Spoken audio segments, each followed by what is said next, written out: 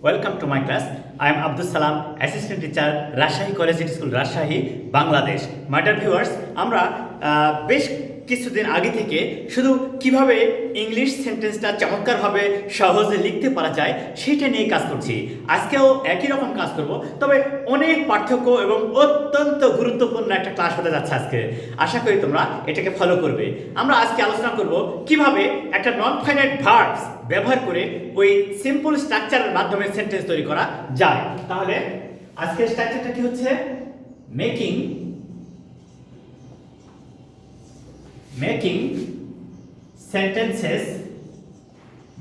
sentences using simple structures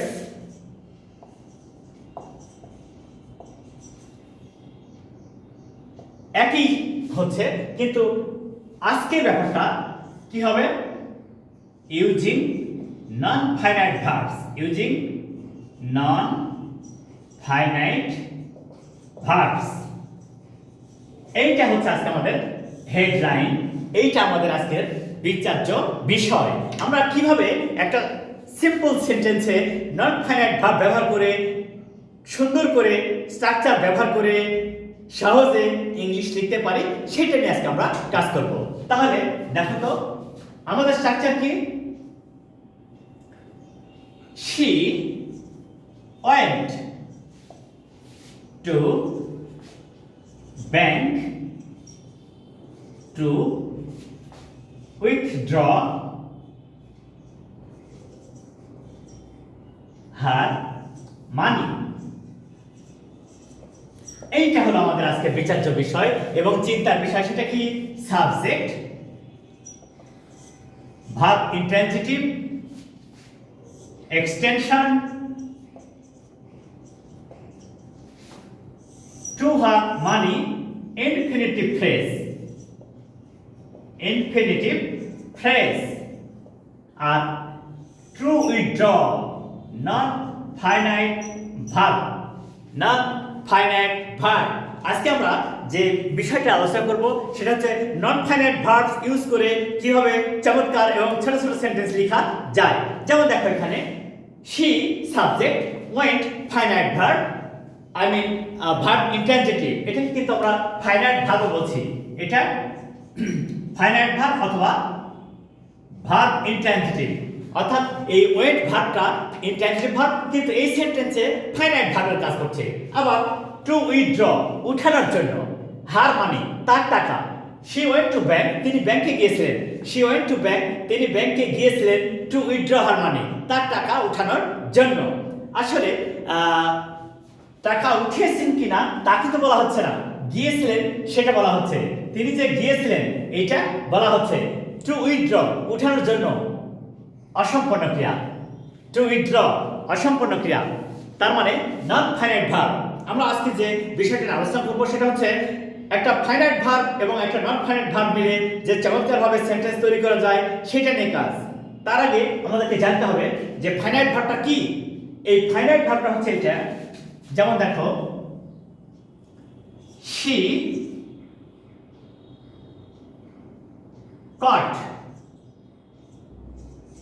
caught a fish,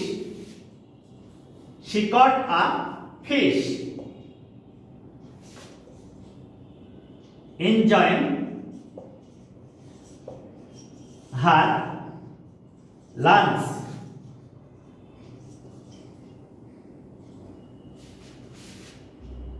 এইবারে দেখো enjoying হার lunch.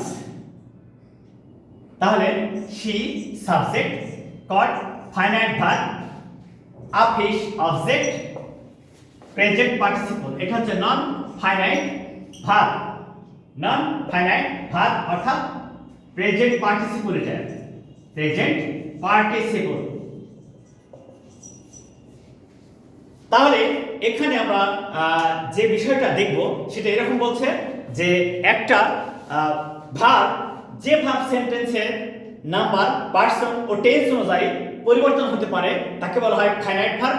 আর যে ভার্বটা সেন্টেন্সের নাম্বার, পার্সন ও টেন্স অনুযায়ী পরিবর্তন হতে পারে না তাকে বলবো আমরা নন ফাইনাইট ভার্ব। আর এই নন ফাইনাইট ভার্বগুলো দুই প্রকার হয়, একটা টু প্লাস ভার্ব, একটা to plus verb. To plus ভার্বকে বলা হয় ইনফিনিটিভ, আর একটা হচ্ছে ভার্ব প্লাস আইএনজি, এটা হচ্ছে প্রেজেন্ট পার্টিসিপল, এটা হচ্ছে প্রেজেন্ট পার্টিসিপল। তাহলে আমরা আজকে শিখব যে কিভাবে এই নন ফাইনাইট ভার্ব অর্থাৎ ইনফিনিটিভ এবং নন ফাইনাইট ভার্ব প্রেজেন্ট পার্টিসিপল ব্যবহার করে কত সহজে সেন্টেন্স লেখা যায়। আমরা আরো উদাহরণ দিয়ে এটা প্রমাণ করব। এবারে খেয়াল করো যে আরো কত চমৎকারভাবে এই সেন্টেন্সগুলো লেখা যায়। আশা করি তোমাদের আর কোনো সমস্যা থাকবে না, যে কোনো ভীতি বা হেজিটেশন ফিল করবা না যখন তুমি এই নন ফাইনাইট ভার্বগুলো ব্যবহার করবা। এবার খেয়াল করো, দেখি হি wants a book to read for pleasure.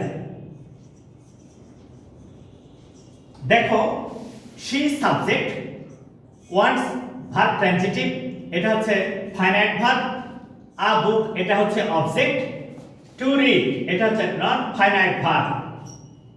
দেখো এটা প্রেজেন্ট ইনডেফিনিট টেন্স, তোমরা সহজে বুঝতে পারছো এইটা একটা প্রেজেন্ট ইনডেফিনিট টেন্স এবং সাবজেক্টের পরে ভার্বের প্রেজেন্ট ফর্ম এবং subject third person singular number, তাই ভার্বের সাথে এস এস যুক্ত হয়েছে। কিন্তু তারপরে আবার দেখো এইটা হচ্ছে ইনফিনিটিভ, টু প্লাস ভার্ব, ভার্বের প্রেজেন্ট ফর্মের পূর্বে টু বসালে টু প্লাস ভার্বকে বলা হয় ইনফিনিটিভ। এই ইনফিনিটিভটা হচ্ছে নন ফাইনাইট ভার্ব। এবার দেখো he wanted a book to read for pleasure। এই যে সাবজেক্ট ফাইনাইট ভিট, এটা হচ্ছে ভার্ব ট্রানজিটিভ অথবা ফাইনাইট ভার্ব, অবজেক্ট নন ফাইনাইট ভার্ব, নন ফাইনাইট ভার্ব অর্থাৎ ইনফিনিটিভ। দেখো আমরা একটা বিষয় দেখলাম, he wants present tense, he wanted past tense, কিন্তু আমাদের নন ফাইনাইট ভার্ব টু রিড এটা কিন্তু চেঞ্জ হলো না। তাহলে আমরা কি শিখলাম? আরেকটা উদাহরণ দিই, দেখো তো he will want a book to read for pleasure। He will want a book to read for pleasure। তাহলে সাবজেক্ট এটা modal auxiliary, finite verb, object non finite verb.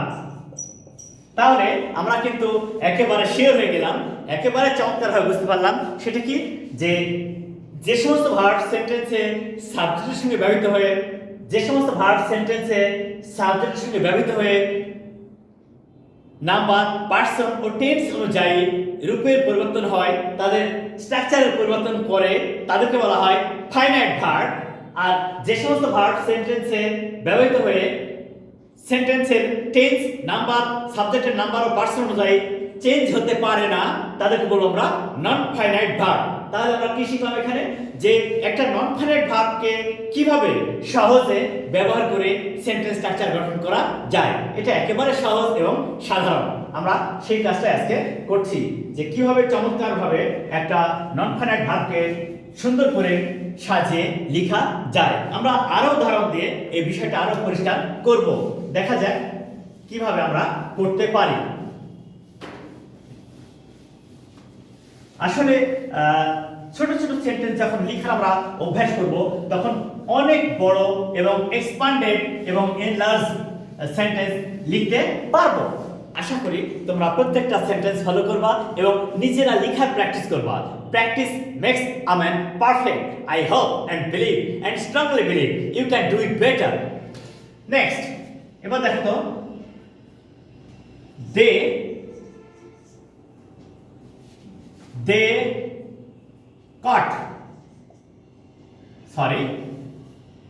they caught fish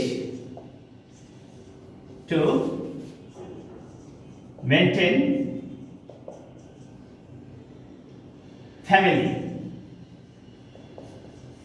দেখো তো, they subject caught verb transitive finite verb তারা মাছ ধরেছিল fish object to maintain non finite verb অর্থাৎ infinitive. আমরা এখানে দেখলাম এই সেন্টেন্সটা পাস্ট টেন্স, আমরা এখানে দেখলাম এই সেন্টেন্সটি পাস্ট টেন্স এবং পাস্ট টেন্সটা সরাসরি সাবজেক্টের পরে ভার্বের পাস্ট ফর্ম, এটা দেখে আমরা বুঝতে পারলাম সরাসরি সাবজেক্টের পরে ভার্বের পাস্ট ফর্ম। এই বিষয়টা দেখে আমরা শিওর হয়ে গেলাম যে এটা একটা পাস্ট টেন্স, আর এই পাস্ট টেন্স হওয়ার কারণে অতীতকাল নির্দেশ করছে। আর এই যে নন ফাইনাইট ভার্ব অর্থাৎ ইনফিনিটিভ সেটা হচ্ছে to plus verb to maintain নির্বাহ করার জন্য। They caught fish to maintain family পরিবার নির্বাহ করার জন্য তারা মাছ ধরেছিল। এবারে দেখো তো they will catch fish to maintain family. এবারে খেয়াল করে দেখো subject modal auxiliary verb transitive finite verb fish object to maintain non finite verb to maintain non finite verb. কত সহজে আমরা এই নন ফাইনাইট ভার্ব ইউজ করে সেন্টেন্স লিখতে পারছি, একদম সহজে আমরা এই সেন্টেন্স লিখতে পারছি। তাহলে আমরা দেখলাম যে পাস্ট টেন্সে কি হয়, ফিউচার টেন্সে কি হয়, এবারে প্রেজেন্ট টেন্সে কি হয় দেখি। They catch fish to maintain family. এবারে খেয়াল করে দেখো তো যে এটা কত সহজে প্রেজেন্ট টেন্সে লেখা যাচ্ছে। একই স্ট্রাকচার সেটি কি সাবজেক্ট ভার্ব ট্রানজিটিভ অথবা ফাইনাইট ভার্ব অবজেক্ট নন ফাইনাইট ভার্ব। দেখো কত সহজে এই নন ফাইনাইট ভার্বটা ব্যবহার করে আমরা সেন্টেন্স লিখতে পারছি। তাহলে এখানে আমাদেরকে আসলে শেখার বিষয়টা কি? শেখার বিষয়টা হচ্ছে যদি কোনো কাজের উদ্দেশ্য প্রকাশ পায় সেক্ষেত্রে টু প্লাস ভার্ব ব্যবহার করতে হয়। To plus verb indicates the purpose of action. Two plus verb indicates the purpose of action. You want to do something, you want to make something, you want to gain something.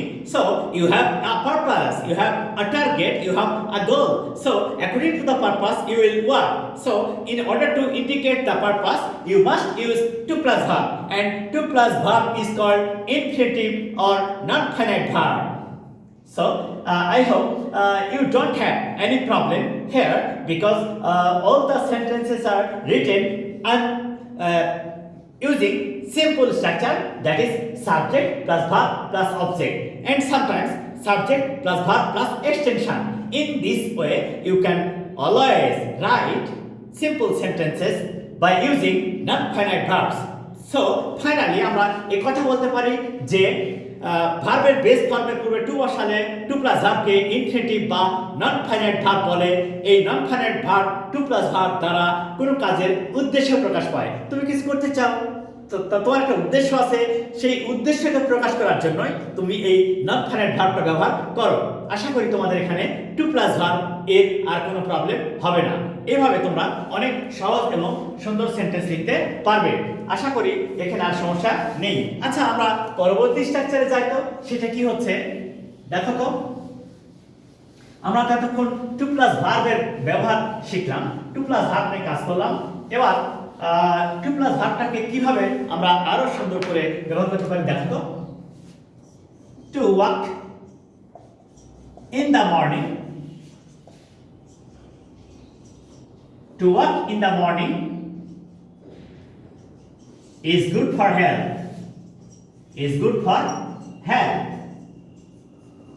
এবার দেখো এই two plus verb এখানে এই non finite ভার্বটা সাবজেক্টের কাজ করছে।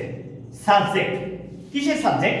এই is এখানে লিঙ্কিং ভার্ব বা বি ভার্ব। এই লিঙ্কিং ভার্ব অথবা বি ভার্বের সাবজেক্টকে এই যে টু ওয়াক, এইটা to walk in the morning is good for health. তাহলে আমরা কি শিখলাম?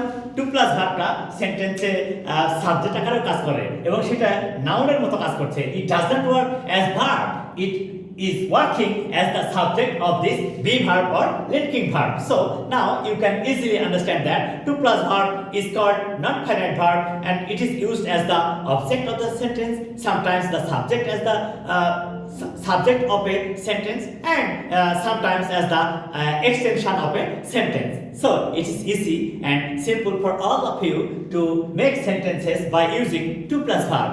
We can mention more example. We can mention more example. Now look at it. Now look at it. Just try to follow the videos from the beginning to the last, which can help you to be skilled in English. Just try and practice it regularly. এবারে দেখো, you go to school to attend classes. She went to college to attend classes. He will go to university to attend classes.